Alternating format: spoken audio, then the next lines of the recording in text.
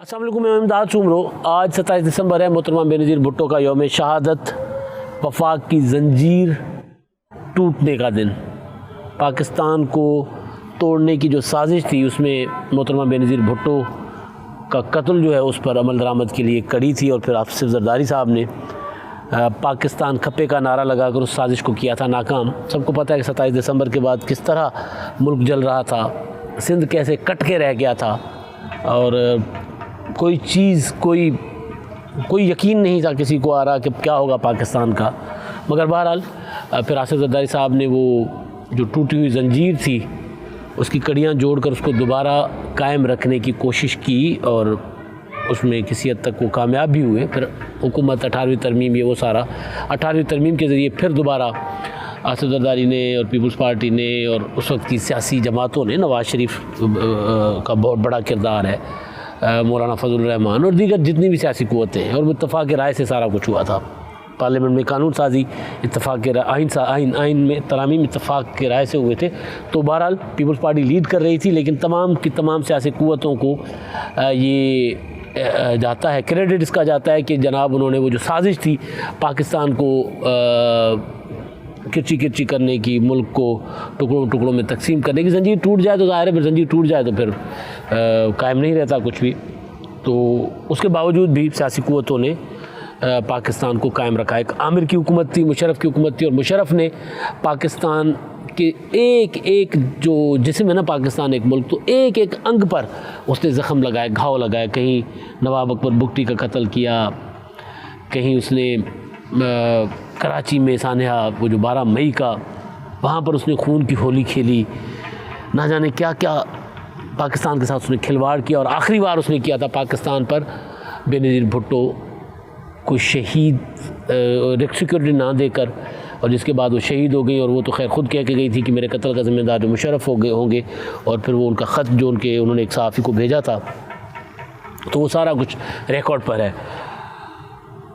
आज बड़ा दिन इस हवाले से कि ज़ाहिर पाकिस्तान में एक जो लोग डेमोक्रेट्स हैं, जो पाकिस्तान में इंसानी हुकूक़ में, जमहूरियत में, आइन में यकीन रखते हैं, उनके लिए बहरहाल आज ये बड़ा दिन यानी शोक का दिन है। और पाकिस्तान की सियासी तारीख़ के हवाले से आज 13 साल के बाद, बेनज़ीर की शहादत के 13 साल के बाद उनकी बरसी का ये दिन भी बहुत बड़ा दिन या एक तारीख़ी दिन, तारीख़ साज दिन तस्वर किया जाएगा, लिखा जाएगा। क्योंकि तारीख़ जब बन रही होती है तो उसको उस वक्त नहीं देखा जाता, आगे जाके जब वो तारीख़ बन जाती है तो तब जाके देखा जाता है। तो आज जो कुछ हो रहा है ये आगे जाकर पता लगेगा कि आज का ये इवेंट कितना इम्पोर्टेंट था। आज जो गड़ी खुदाबश का जलसा है, वहाँ पर सारी की सारी लीडरशिप जो है PDM की, सारी की सारी सियासी क़ुव्वतें, सियासी जमातें मौजूद हैं।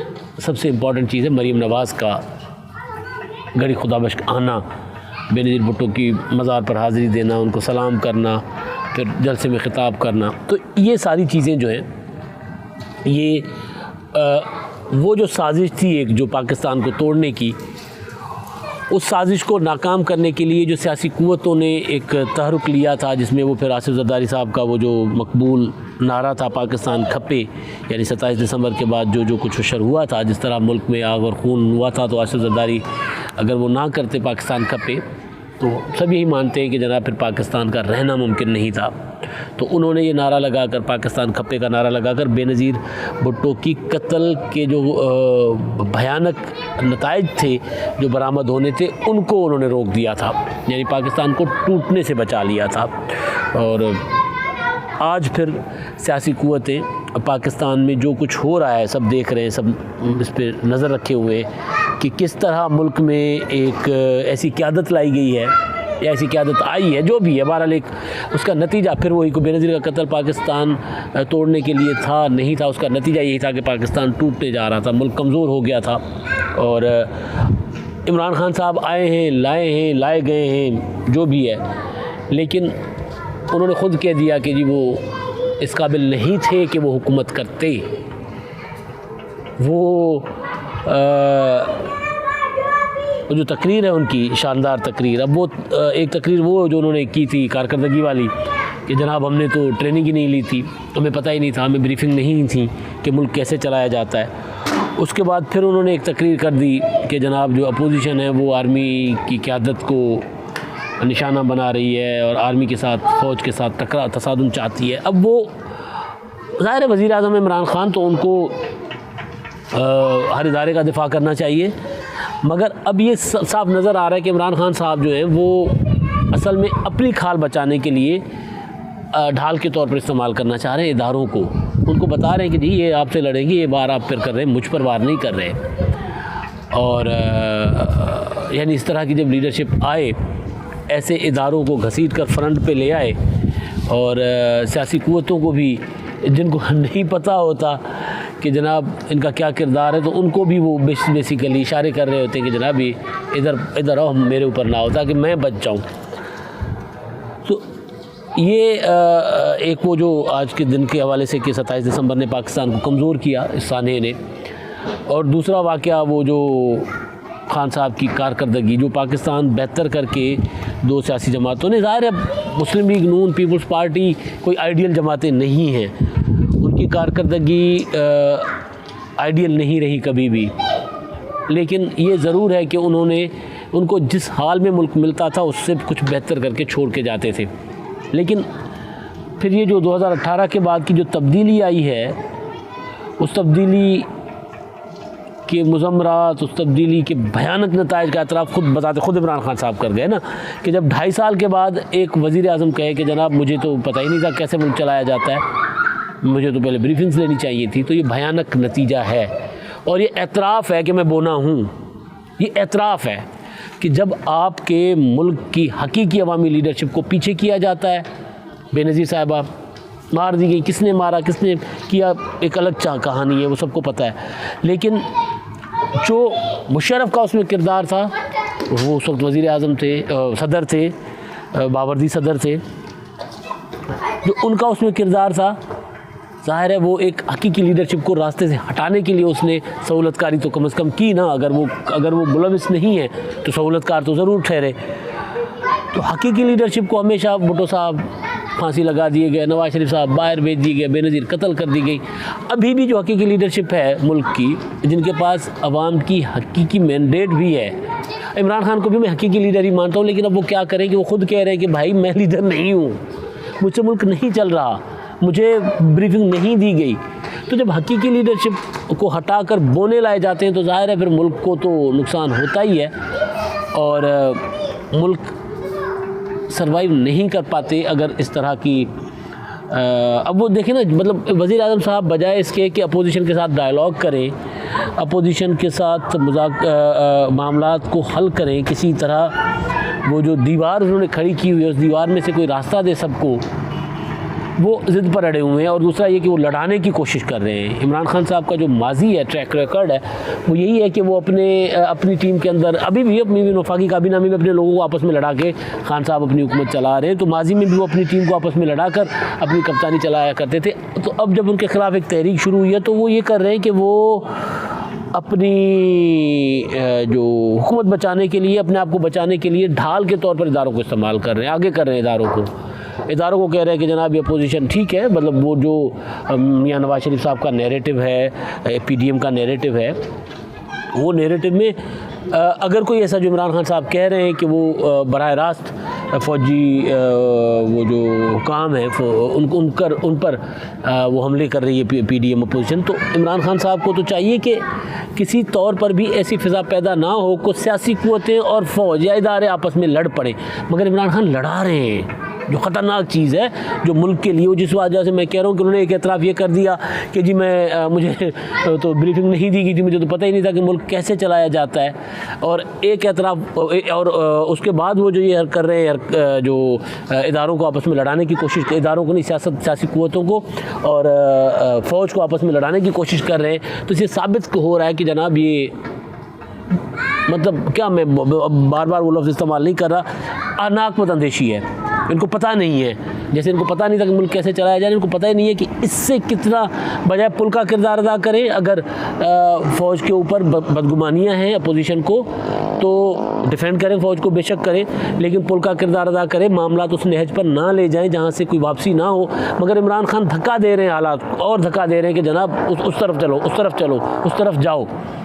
तो बहरहाल ये एक तरफ हमारा ये रवैया है हमारी हुकूमत का, और दूसरी तरफ हमारी सियासी क़ुव्वतों की मैच्योरिटी ये है क्या मरीम नवाज़ साहिबा जो हैं वो गड़ी खुदा बख्श हैं, चलो चलो गढ़ी चलो, गढ़ी खुदा बख्श चलो, ये बचपन से नारा हम दीवारों पर पढ़ते आए थे जब भुट्टो साहब की बरसी का जलसा हुआ करता था, चलो चलो गढ़ी खुदा बख्श चलो।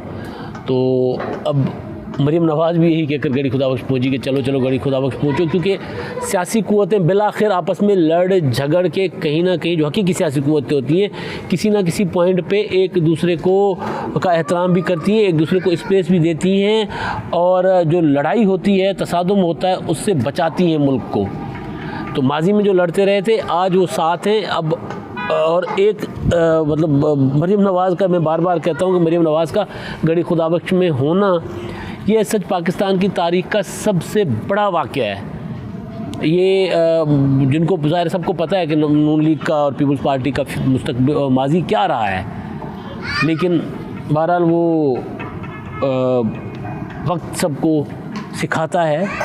और मेरी दुआ है कि वज़ीर आज़म इमरान खान साहब जो है वो भी सीखें, जो अपनी मुखालिफ सियासी जमातें हैं उनके माजी से सीखें, और जो कुछ मुल्क के साथ हुआ है उससे सीखें, और जो उन्होंने अब कहा है 2.5 साल के बाद उससे सीखें कि भाई अगर आपसे मुल्क नहीं चल रहा तो ये मैं तो नहीं कह सकता कि आप इस्तीफे दें, आपसे मुल्क नहीं चल रहा तो आप मुफाहमत का रास्ता अख्तियार करें ना, किसी तरीके से मुल्क को आगे बढ़ाएं।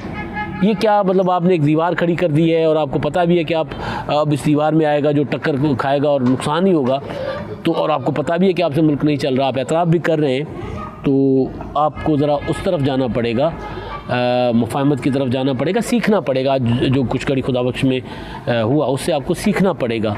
जो वहाँ पर सारी की सारी सियासी क़ुव्वतें साथ हैं तो आपको सीखना पड़ेगा। आइसोलेशन में कोई भी पॉलिटिकल फोर्स, पॉलिटिकल क़ुव्वत जो है वो आइसोलेशन में सर्वाइव भी नहीं कर सकती और करना भी नहीं चाहिए। वो सियासत नहीं होती, फिर वो कुछ और होता है। बहरहाल आज क्योंकि मोहतरमा बेनज़ीर भुट्टो का दिन है, उनकी शहादत का दिन है, और सोग का दिन है उनके चाहने वालों के लिए, पाकिस्तान के जमहूरियत पसंदों के लिए, हम सब के लिए, क्योंकि एक बड़ी लीडर को का जाना मुल्कों के लिए सदियों तक मुल्क उसको भुगतते हैं। 13 साल हो गए हम तो भुगत रहे हैं। ज़ाहिर है उनके जाने के बाद के जो हालात हैं वो तो हम भुगत ही रहे हैं। कोई लीडर नहीं है, नज़र ही नहीं आ रहा होता कि कहाँ जाए, कौन कहाँ जाएगी, कौन लीड करेगा, और जो लीडर हैं उनको शायद सुझाई नहीं देता। कोई डिप्टी कमिश्नर के तबादले के मामले पर लड़ पड़ते हैं, ये कौमी की आदत है। तो ज़ाहिर है बेनज़ीर भुट्टो साहिबा की कमी तो होगी।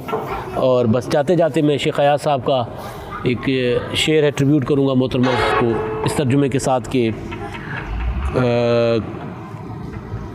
के मानू तारीख़ थियन था, घायल धरती जे सीने ते अहिड़ी गहरी चीख थियन था, जा हरकें के जागाए थी, जा दुनिया के बदलाए थी।